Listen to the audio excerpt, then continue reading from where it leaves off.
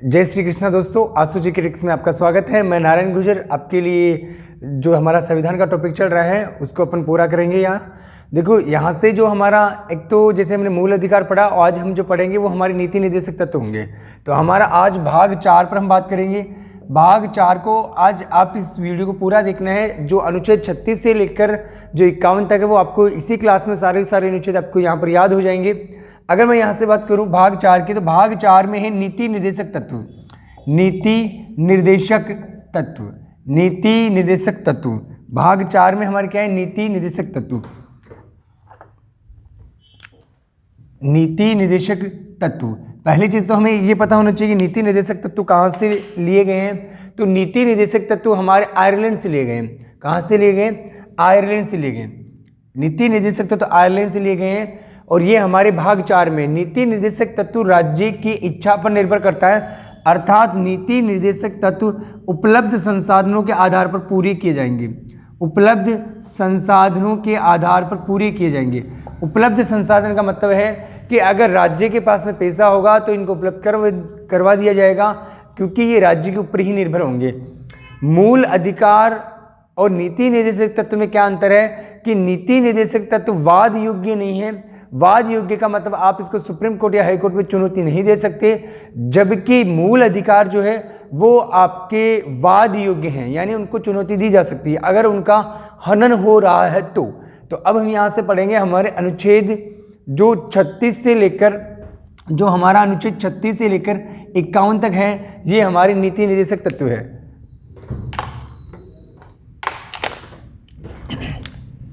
देखो, ये हमारे नीति निर्देशक तत्व में हम बात करेंगे आर्टिकल नंबर 36 से 51 तक।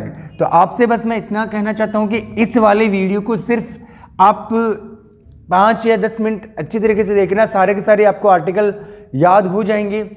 जो भी हमारे 36 से लेकर 51 तक हैं, आपको केवल अनुच्छेद 36, 37 और 38 याद करने हैं। बाकी सारे अनुच्छेद मैं याद करवा दूंगा, ठीक है ना। 36, 37, 38 ये आपको याद करने हैं, बाकी सारे के सारे मैं याद करवा दूंगा। अनुच्छेद 36 में राज्य की परिभाषा है, राज्य की परिभाषा, और इसमें राज्य की परिभाषा वही है जो हमने अनुच्छेद 12 में पढ़ी थी। और अनुच्छेद 12 में हमने राज्य की परिभाषा में विधायिका तथा कार्यपालिका के बारे में पढ़ा था, तो वही परिभाषा अनुच्छेद 36 में दोस्तों।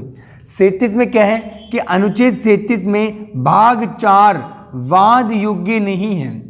वाद योग्य नहीं है, वाद योग्य नहीं है, ये ध्यान रखना। भाग 4 वाद योग्य नहीं है, क्योंकि ये इसको परिवर्तन नहीं कर सकते। जैसा कि मैंने आपको बताया कि उपलब्ध संसाधनों के आधार पर इनको पूरा किया जा सकता है, ठीक है। इसमें लोक नियोजन में लोक कल्याणकारी, क्योंकि लोक नियोजन नहीं है, लोक कल्याणकारी योजनाएं राज्य पूरी करेगा। राज्य लोक कल्याणकारी व्यवस्था बनाए रखेगा। अब लोक कल्याणकारी व्यवस्था से क्या अभिप्राय है? यहाँ पर लोक कल्याणकारी व्यवस्था से अभिप्राय है जैसे सामाजिक, आर्थिक, सामाजिक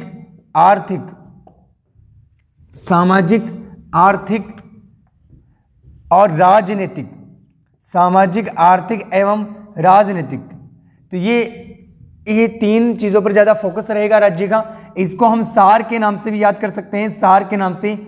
एस का मतलब सामाजिक हो जाएगा, ए का मतलब यहाँ से हमारा आर्थिक हो जाएगा, और आर का मतलब हमारे यहाँ पर राजनीतिक हो जाएगा।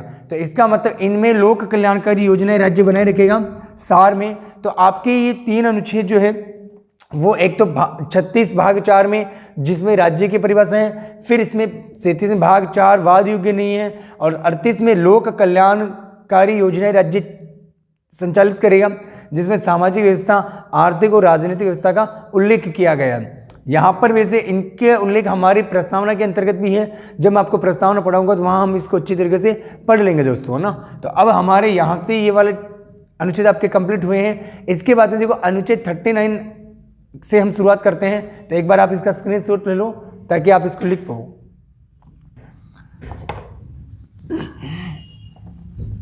अब देखो अनुच्छेद हमारा 39 जो है, देखो 39, 40, 41।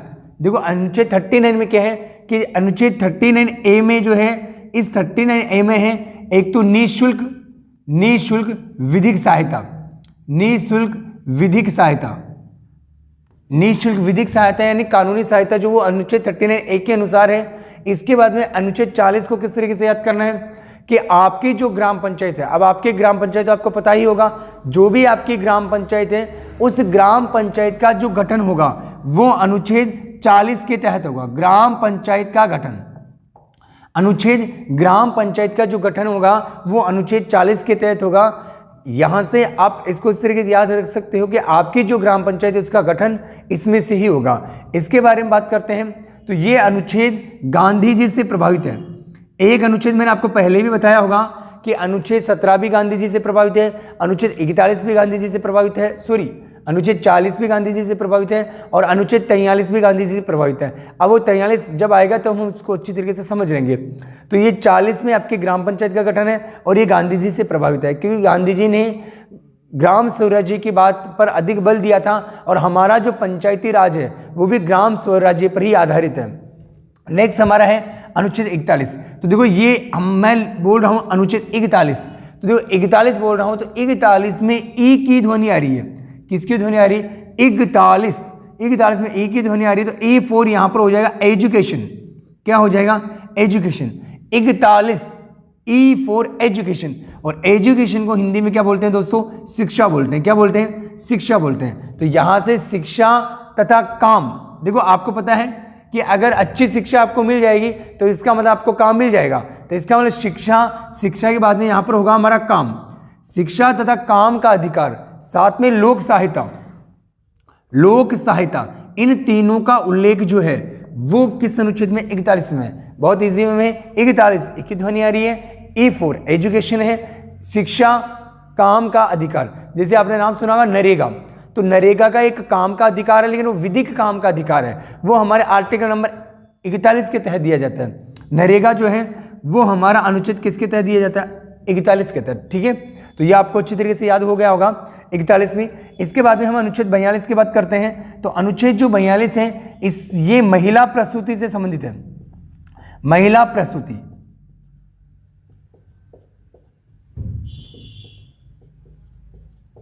तथा मानवोचित दशाओं का निर्धारण। तो यहां से महिला प्रसूति से तात्पर्य है कि जो प्रसूति महिला उनके अवकाश से संबंधित बात यहां पर करता है। तो ये हमारा अनुच्छेद 42 है। देखो जैसे कि हमने अनुच्छेद 36, 37, 38 और 39 पढ़ा, 40 को आप अपनी ग्राम पंचायत से, 41 का मैंने आपको तरीका बता दिया और 42 को आप महिला प्रसूति तथा मानवोचित दिशाओं का निर्धारण से संबंधित है। तो एक बार आप इसका स्क्रीनशॉट ले लें ताकि इसको लिख पाओ। अब नेक्स्ट जो हमारा अनुच्छेद होगा दोस्तों, वो हमारा जो अनुच्छेद होगा वो होगा हमारा 43। अब देखो अनुच्छेद 43 में क्या है कि जैसे हम यहाँ से बात करते हैं अनुच्छेद 43 की, तो ये मैंने अनुच्छेद 43 लिखा, तो जैसे कि मैं यहाँ पर इसको 43 को लिख रहा हूँ तो मैं इसको इस तरीके से लिखूंगा। तो यहाँ पर जो ये आपको दिख रहा है 4 और 3, इसके आगे आप F से कर दो, तो इसका मतलब ये हमारा क्या हो गया? उद्योग हो गया। तो इसका मतलब उद्योग तथा औद्योगिक इकाइयों से संबंधित जो हमारा अनुच्छेद वो कौन सा होगा? जैसे कुटीर उद्योग है, मैंने आपको पहले ही बताया था कि कुटीर उद्योग का मतलब क्या है, लघु उद्योग का मतलब क्या है और ग्रामोद्योग का मतलब क्या है। ज्योग्राफी की हमारी क्लास हुई थी उद्योग वाला, तो उस वाले टॉपिक को देखना, आपको अच्छी तरीके से क्लियर हो जाएगा। मैंने वो टॉपिक आपको अच्छी तरीके से करवाया है। और यहाँ से जो ये है 43, यानी इसमें उद्योगों की या औद्योगिक इकाइयों की स्थापना से संबंधित है। एक चीज़ मुझे ये बताओ आप कि जब उद्योग अगर स्थापित हो जाएंगे दोस्तों, तो किसी न किसी को तो मजदूरी मिलेगी ना, यानी अगर उद्योग धंधे स्थापित हो गए तो किसी न किसी को मजदूरी मिलेगी, और जिसको ये मजदूरी मिलेगी उसकी तो ये जीवन निर्वाह मजदूरी होगी ना। तो यहाँ पर मैं बोल सकता हूँ कि जीवन निर्वाह मजदूरी से संबंधित कौन सा अनुच्छेद हमारा? 43 है। अब बहुत ही सिंपल तरीके से मैंने आपको यहाँ पर बता दिया है कि 43 में उद्योग अगर औद्योगिक इकाई की स्थापना होगी तो इसका मतलब मजदूरी मिलेगी, और मजदूरी मिलेगी तो वो उसकी जीवन निर्वाह मजदूरी होगी। इसके साथ में एक इसी में अनुच्छेद 43A में और अनुच्छेद 43B में दो बातें हैं यहाँ पर। अनुच्छेद 43A की हम बात करें तो दोस्तों, तो इसके अंतर्गत जो है दोस्तों वो क्या होगा? इसमें होगा कि औद्योगिक इकाइयों में मजदूरों की भागीदारी यानी औद्योगिक इकाइयों में मजदूरों की भागीदारी से जो संबंधित है वो अनुच्छेद 43A है। अनुच्छेद 43B में क्या है? सहकारिता से संबंधित है, और सहकारिता के बारे में आप जानते होंगे सहकारिता के बारे में, जो कोऑपरेटिव सोसाइटी है उसके बारे में। तो सिंपल सी चीज़, इसमें 3 चीज़ें हमें याद रखनी है। 43 को ऐसे करके उद्योग बना दिया, और उद्योग बनाने के बाद में हमने पता है कि जहाँ उद्योग की कई स्थापना हो जाएगी तो किसी न किसी को मजदूरी मिलेगी, और वो इसकी जीवन निर्वाह मजदूरी होगी। साथ में देखो, अगर ये चीज़ याद हो जाएगी तो ये तो वैसे भी याद होगी, क्योंकि उद्योग की इकाई होगी तो जाहिर सी बात है ना, मजदूरों की तो भागीदारी होगी इसी। आप उद्योग धंधे स्थापित कर रहे हो और मजदूर ना हो, ऐसा तो हो ही नहीं सकता, ठीक है ना। तो 43A में ये है और 43B में सहकारिता है। तो एक बार आप स्क्रीनशॉट ले लो। अब इसके बाद में जो दोस्तों हमारा अनुच्छेद होगा वो हमारा होगा अनुच्छेद 44। अनुच्छेद 44। अब देखो अनुच्छेद 44 में मैंने क्या, एक बार यहाँ पर देखो कि जैसे 4 और ये 4 है, तो इसका मतलब 4 समान है, तो इसको पहले तो लिखो समान, ये लो समान, 4 समान है, तो इसमें समान नागरिक संहिता है। समान नागरिक संहिता है, समान नागरिक संहिता है। इंग्लिश में इसको बोलते हैं कॉमन सिविल कोड। इसका अर्थ क्या होता है? इसका अर्थ होता है तलाक, अच्छा नहीं, तलाक से पहले विवाह लिखना चाहिए, ये लो विवाह है, विवाह के बाद तलाक, तलाक के बाद में उत्तराधिकारी, उत्तराधिकारी, और उत्तराधिकारी के बाद में हम बात करें तो जैसे दत्तक, दत्तक का मतलब होता है ना जैसे गोद लेना, है ना, किसी को गोद लेना दत्तक से संबंधित है ना। तो समान नागरिक संहिता का मतलब क्या है? समान नागरिक संहिता का मतलब है दोस्तों कि भारत में विवाह, तलाक तथा उत्तराधिकारी की नियम समान होनी चाहिए, जो कि नहीं है।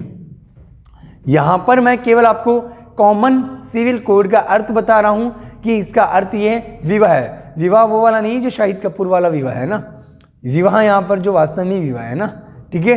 तो विवाह, तलाक तथा उत्तराधिकारी के नियम समान होने चाहिए, जो कि नहीं है। अब उत्तराधिकारी का मतलब तो आप जानते हो, जैसे कि अगर किसी पिता के 2 संतान है तो जाहिर सी बात है कि जो बड़ा बेटा होता है वही उनका उत्तराधिकारी के रूप में माना जाता है। तो ये सारे के सारे जो नियम है ना वो समान होने चाहिए, जो कि हमारे जैसे विवाह के नियम नहीं है। हिंदू, मुस्लिम, सिख, ईसाई सबके अलग अलग तरीके से हैं। तलाक के नियम भी सबके अलग अलग हैं, कोई तलाक किस तरीके से लेता है, कोई तलाक किस तरीके से लेता है। आप सब अच्छी तरीके से इसके बारे में जानते होंगे। तो इसका मतलब यहाँ पर एक कॉमन सिविल कोड जो है, ये common civil code article number 44 के तहत है। तो देखो अनुच्छेद 40 आपको आपकी ग्राम पंचायत से संबंधित हो जाएगा। अनुच्छेद 41 E फॉर एजुकेशन, तो एजुकेशन शिक्षा और काम और लोक सहायता हो जाएगा। 42 में आपको महिला प्रसूति और मानवोचित दशाओं का निर्धारण हो जाएगा। 43 में मैंने अच्छी तरीके से बता दिया, और 44 भी आपको अच्छी तरीके से समझ आ गया होगा। तो एक बार आप इसका स्क्रीनशॉट ले लो, फिर हम अनुच्छेद 45 और 46 पढ़ते हैं।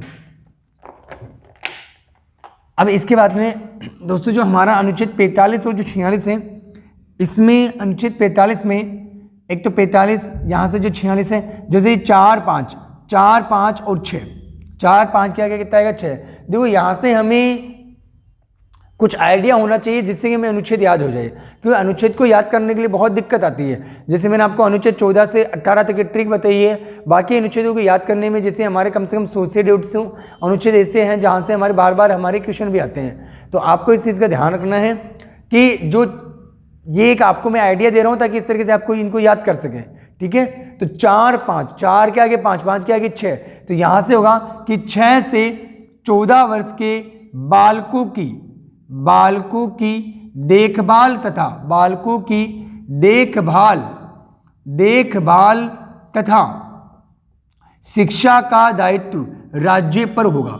शिक्षा का दायित्व राज्य पर होगा। हालांकि इसमें जैसे मैंने आपको एक अनुच्छेद पढ़ाया था 21A, तो उसमें मैंने आपको बताया था कि 6 से 14 वर्ष के जो बालक हैं उनको शिक्षा से जो संबंधित है उनको जीवन का अधिकार का ही भाग मान लिया गया है दोस्तों। और वो अगर वहाँ से हम बात करते हैं तो जो अनुच्छेद 21A में जो जोड़ा गया है वो अनुच्छेद 45 की मूल भाषा ही है, यानी अनुच्छेद 45 की मूल भाषा को अनुच्छेद 21A में जोड़ा गया है 86वें संविधान संशोधन के द्वारा, जो मैंने पहले वीडियो में आपको बता दिया था। तो यहाँ से 4, 5, 6 से 14 वर्ष के बालकों की देखभाल का तथा शिक्षा का जो दायित्व होगा दोस्तों वो किस पर होगा? हमारी राज्य सरकार पर होगा। ये इसका 45 की बात करता है। 46 में क्या होगा? जैसे आपने नाम सुना होगा SC का, आपने नाम होगा ST का, आपने नाम सुना होगा OBC का। तो ये जो SC, ST और OBC है इनको शिक्षा के क्षेत्र में आर्थिक सहायता दी जाती है। आर्थिक सहायता का मतलब दोस्तों मेरा ये होगा, आर्थिक सहायता है ना, आर्थिक सहायता। आर्थिक सहायता का मतलब जो इनको छात्रवृत्ति जो स्कॉलरशिप दी जाती है वो हमारा अनुच्छेद कौन सा होगा, 46 होगा। तो आप इसमें SC, ST, N, OBC इनको ध्यान रखें, को इनको शिक्षा के क्षेत्र में आर्थिक सहायता दी जाती है। तो आपके यहाँ तक अच्छे तरीके से समझ में आ गया होगा। अब मैं आगे बात करता हूँ आर्टिकल नंबर 47 की।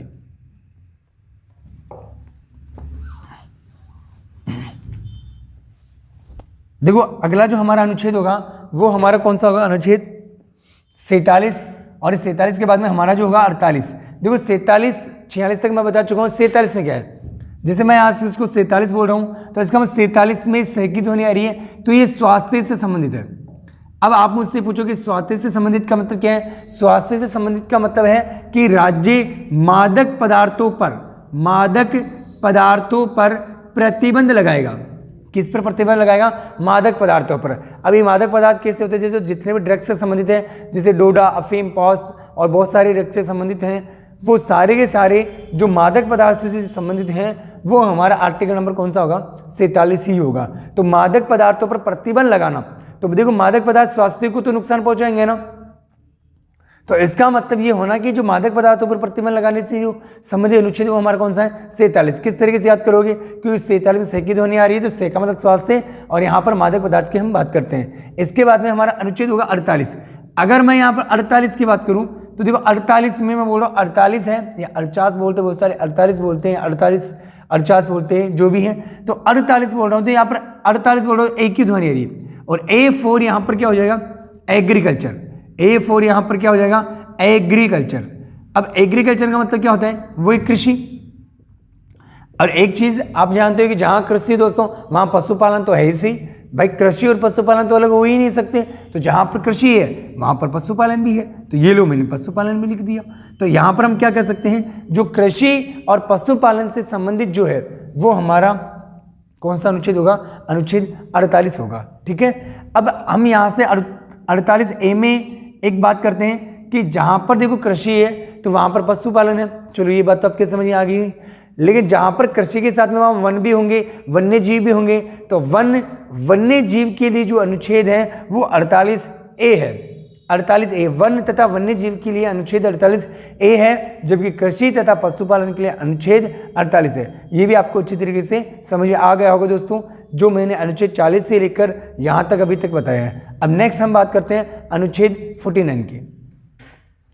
तो इसके बाद में हमारा जो अनुच्छेद आएगा वो 49 आएगा, और उसमें हमारे क्या है कि जैसे हम यहाँ से बात करते हैं कि अनुच्छेद जो 49 है उसमें इस वाले अनुच्छेद में, और जैसे अनुच्छेद 50 की हम बात करते हैं तो इसमें राष्ट्रीय स्मारकों का संरक्षण है।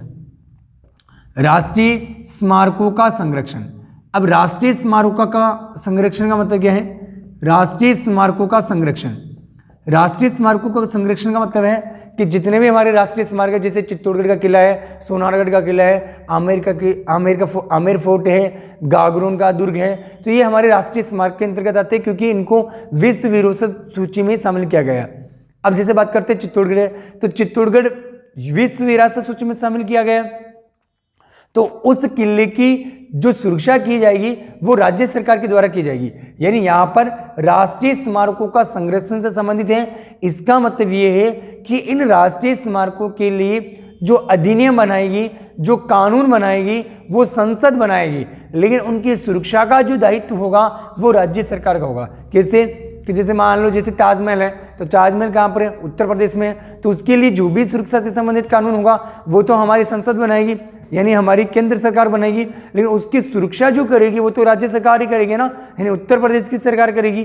तो इसका मतलब यहाँ पर जितने भी राष्ट्रीय स्मारक हैं उनकी सुरक्षा का दायित्व राज्य सरकार का होगा, लेकिन कानून जो बनाएगी वो संसद बनाएगी। तो यहाँ तक आपके समझ में आ गया होगा। इसके बाद में हमारा आता है अनुच्छेद 50। तो देखो 50 में पैकेज होने आ रही है, तो इसमें होगा हमारा पृथक्करण।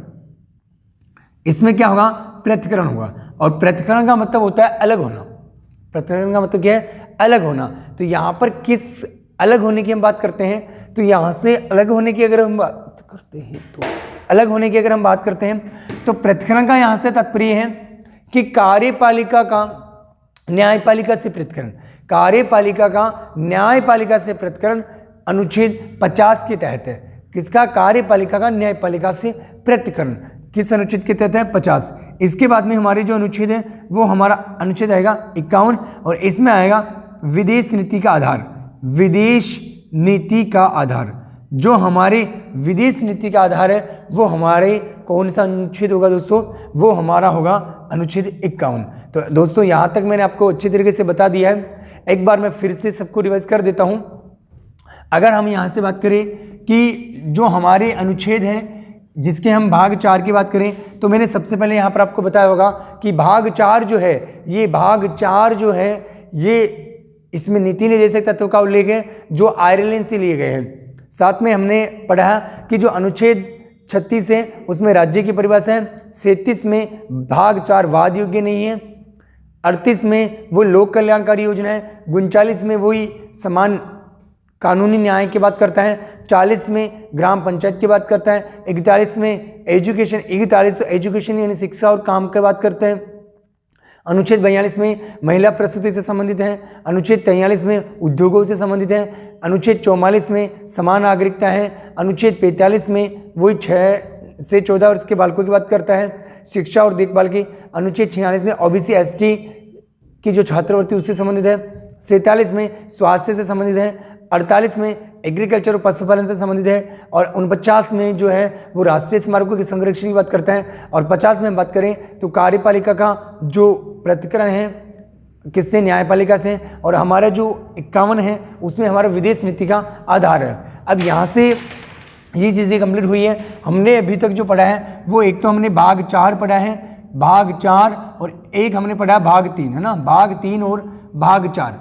देखो भाग 3 और भाग 4 में क्या अंतर है? भाग 3 का मतलब तो होगा मूल अधिकार और इसका मतलब होगा नीति निर्देशक तत्व। ये ध्यान रखना है कि भाग 3 जो है वो वाद योग्य है, वाद योग्य है, अर्थात इसका मतलब ये है कि उनको हम परिवर्तित करवा सकते हैं, सुप्रीम कोर्ट उसका संरक्षण देता है। लेकिन यहाँ पर जो भाग 4 है ये भाग 4 वाद योग्य नहीं है, वाद योग्य नहीं है, ठीक है। एक यहाँ पर ये ध्यान रखना है कि मैंने आपको बताया होगा कि भाग 3 एक नकारात्मक अवधारणा है और ये एक सकारात्मक अवधारणा है, सकारात्मक अवधारणा। अब आप मुझसे पूछोगे कि सर ये नकारात्मक अवधारणा क्यों है? क्योंकि ये राज्य के विरुद्ध में दिए जाते हैं और ये राज्य के पक्ष में है। अर्थात अगर राज्य के पास में उपलब्ध संसाधन है तो ये दिए जा सकते हैं, नहीं तो नहीं भी दिए जा सकते हैं, है ना। उपलब्ध संसाधनों के आधार पर होगा, आप इसे परिवर्तन नहीं करवा सकते हैं। तो हम एक पॉइंट यहाँ पर ये कह सकते हैं कि ये परिवर्तनीय नहीं है जबकि ये परिवर्तनीय है ना। यानी इसका मतलब इनका कोई, इसका तात्पर्य यहाँ पर अगर हम बात करें तो ये नकारात्मक अवधारणा से और सकारात्मक अवधारणा से परिवर्तनीय और अपरिवर्तनीय से तात्पर्य है कि ये सरकार की इच्छा के ऊपर ही निर्भर करेंगे। साथ में अगर यहाँ 3 नंबर की हम बात करें तो भाग 3 जो है वो अमेरिका से लिए गए हैं, भाग 3 जो अमेरिका से लिए गए हैं, जबकि भाग 4 जो है वो आयरलैंड से लिए गए हैं।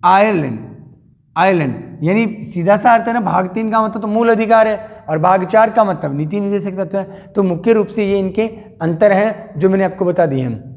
एक हमारे अनुच्छेद जो जितने भी है 12 से लेकर जो 51 तक है, मैंने आपको इनको अच्छी तरीके से पढ़ाया है और आप इसको एक बार वीडियो को पीछे वाले को देखो, ये सारी की सारी चीज़ें याद हो जाएगी। तो एक बार मैं आपको जो भी हैं नीति निर्देशक तत्व, एक बार आप इसका स्क्रीनशॉट ले लो। नीति निर्देशक तत्व और जो मूल अधिकार है, नीति निर्देशक तत्व और जो मूल अधिकार है, मैंने आपको नीति निर्देशक तत्व का तो अभी रिवाइज करवा दिया है। 2 मिनट में मैं आपको मूल अधिकार के सारे सर ऊपर से बता देता हूँ ताकि आपको किस तरीके से करना है ना याद। जैसे मैंने आपको अनुच्छेद 12 और 13 बताया था, तो अनुच्छेद 12 में तो मैंने आपको बताया होगा मूल अधिकार में कि इसमें राज्य की परिभाषा है और अनुच्छेद 13 में मैंने आपको बताया है कि यहाँ पर जो है वो संसद मूल अधिकारों में संशोधन नहीं कर सकती। अब इसमें कुछ विवाद आए थे, जैसे सबसे पहले शंकर आया, शंकर के बाद में सज्जन आया, सज्जन के बाद में गोलकनाथ आया, फिर 24वां संविधान संशोधन आया और फिर केशवानंद आया। फिर इसके बाद में हम बात करते हैं तो हमारा एक मैंने आपको ट्रिक बताई होगी कि वी भेलो अस्पृश्यता की उपाधि, वी भेलो अस्पृश्यता की उपाधि, अस्पृश्यता की उपाधि, ये मैंने आपको ट्रिक बताई होगी। वी का मतलब यहाँ पर 14 नंबर, बे का मतलब 15, लो का मतलब 16, यहाँ पर 17 और ये 18 है। अब यहाँ से हम अगर बात करते हैं तो विधि, वी का मतलब होगा विधि के समक्ष समानता, भे का मतलब होगा भेदभाव नहीं होगा, लो का मतलब लोक नियोजन में समानता, छुआछूत पर प्रतिबंध है, और उपाधि का अंत है। केवल राज्य सरकार शिक्षा और सेना में ही उपाधि दे सकती है और किसी में भी उपाधि नहीं दे सकती, ये भी ध्यान रखना है। और मैंने बाकी आपको 14, 15, 16 को अच्छी तरीके से आपको समझाया है, आप पिछले वाले वीडियो को अच्छी तरीके से देखना। फिर इसके बाद में हम बात करते हैं अनुच्छेद 19 की। तो देखो अनुच्छेद 19 में जो हमारा दूसरा जो अधिकार होगा वो स्वतंत्रता का अधिकार होगा।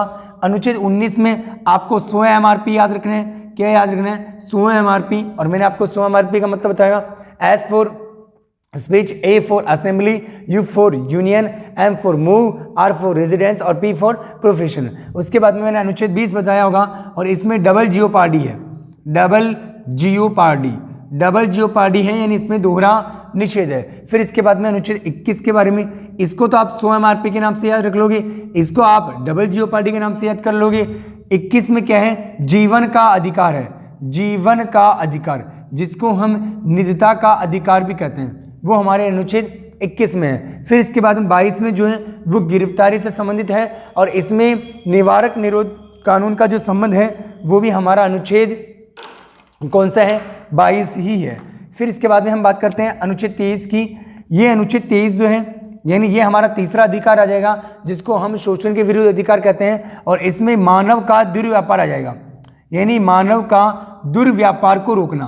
तो मानव के दुर्व्यापार को रोकने से जो संबंधित है वो अनुच्छेद हमारा कौन सा है दोस्तों? वो हमारा अनुच्छेद होगा 23 नंबर। फिर इसके बाद में अनुच्छेद 24 की बात करते हैं। तो अनुच्छेद 24 में जो है वो है कि 14 वर्ष से कम उम्र के बालकों को कारखाने में काम करने से रोकना। तो फटाफट इनको बोलना है एक ही फ्लो में, कि जैसे मैंने एक तो ट्रिक बताई, विभेलो अस्पृश्यता की उपाधि है, फिर 19 में 100 MRP है, 20 में डबल जियोपार्डी है, 21 में जीवन का अधिकार है, 22 में गिरफ्तारी से संबंधित है, 23 में मानव का दुरुपयोग को रोकना है, 24 में 14 वर्ष से जो कम उम्र के बालक उनको कारखाने में काम करने से रोकना है। तो यह हमारे 24 तक कंप्लीट हुए। इसके बाद में मैंने आपको बताया होगा अनुच्छेद 25, 26, 27, 28, 29 और 30। तो इनमें से देखो कि सबसे पहले तो मैंने आपको बताया होगा धार्मिकता का अधिकार। देखो धार्मिकता का जो अधिकार है ये 25, 26, 27 और 28। मैंने पहले आपको बताया था कि इसमें 7 ये है और 2, तो यहाँ पर 9 है, तो इसमें तो नो टैक्स है, इसमें तो क्या है? नो टैक्स है। इसमें क्या होगा?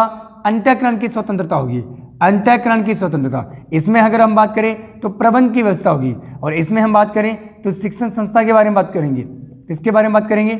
शिक्षण संस्था के बारे में बात करेंगे। तो यहाँ से देखो अंतःकरण की स्वतंत्रता का मतलब कि प्रत्येक व्यक्ति अपने धर्म का स्वतंत्र रूप से प्रचार प्रसार कर सकता है। इसके बाद में प्रबंध, यानी वो चल और अचल संपत्ति को धार्मिक कार्यों में लगा सकता है। इसमें नो टैक्स में क्या है कि राज्य धर्म के आधार पर इसे कर नहीं लगा सकती, जिससे कि नागरिकों में भेदभाव हो। और 28 में क्या है कि शिक्षण संस्थाओं में धर्म के आधार पर शिक्षा नहीं दे सकते। तो एक बार इन 25 से बोलना है। देखो 25 में अंतःकरण की स्वतंत्रता है, 26 में हम बात करें तो प्रबंध की व्यवस्था है, 27 में अगर हम बात करें तो नो टैक्स है, और 28 में हम बात करें तो शिक्षण संस्था में धर्म के आधार पर शिक्षा नहीं दे सकते। तो एक तो हमारे यहाँ तक कंप्लीट हुआ है। फिर अगर हम आगे की ओर अगर बात करते हैं तो नेक्स्ट हमारा अनुच्छेद 29 और 30 होगा, 29 और 30 होगा।